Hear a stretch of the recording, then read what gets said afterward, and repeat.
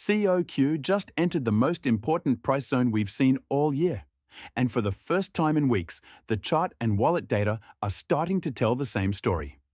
Since the last report, COQ has completed the move we were watching for. After losing the 8.67 million market cap support zone, price continued lower and is now sitting around 6.9 million market cap, directly inside the major 6.3 to 7 million support region. This level is different from previous supports because it has repeatedly acted as a major demand zone throughout 2026.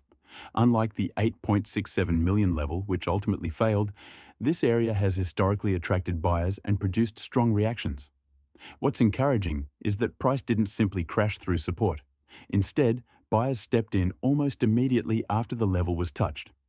The latest 4-hour candles show a bounce from the lows, suggesting that market participants recognize the significance of this area.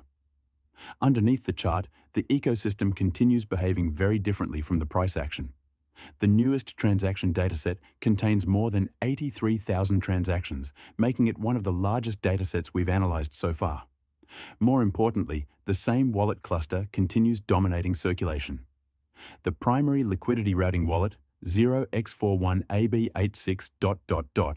appeared over 17,900 times as a sender and more than 12,900 times as a receiver. The supporting wallet, 0x92D4EE... appeared over 9,300 times in both directions. These are extremely large numbers and reinforce a pattern we've observed for weeks. Most projects see activity collapse as price falls. COQ hasn't. The routing network remains highly active. Liquidity continues circulating, and the same infrastructure wallets remain heavily involved in transaction flow. At the same time, holder growth continues. Holder count has increased to approximately 109,623 wallets despite the decline in price and market cap. That's another increase from previous reports and suggests new participants continue entering the ecosystem even during periods of weakness. The holder distribution also remains remarkably stable. Crypto.com still controls roughly 7.66% of supply.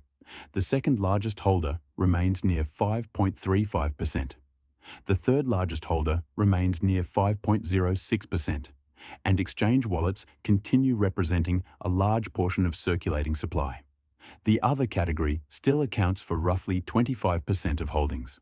Importantly, there is no clear evidence of major whale exits or sudden concentration shifts. Compared to the previous report, the biggest change is that we're no longer discussing a support breakdown. We're now discussing a test of major support. The trend remains bearish overall, and COQ still needs to reclaim the 8.97 million market cap resistance zone before any larger reversal can be confirmed. Lower highs remain intact, and sellers still control the broader structure. However, the combination of active wallet routing, continued holder growth, stable holder distribution, and a strong reaction at major support creates a much more constructive picture than price alone suggests. The key takeaway is simple. COQ is sitting at one of the most important support zones on the entire chart. Holder growth continues, liquidity routing remains extremely active, top holder distribution remains stable, and buyers are finally attempting to defend a major level instead of reacting after the fact. Before you go, I'd love to hear your take. Do you think this 6.3 to 7 million market cap zone becomes the launchpad for COQ's next move higher? Or are we headed for one final shakeout before the real recovery begins? Drop your market cap target for COQ in the comments and let me know where you think we are in the cycle.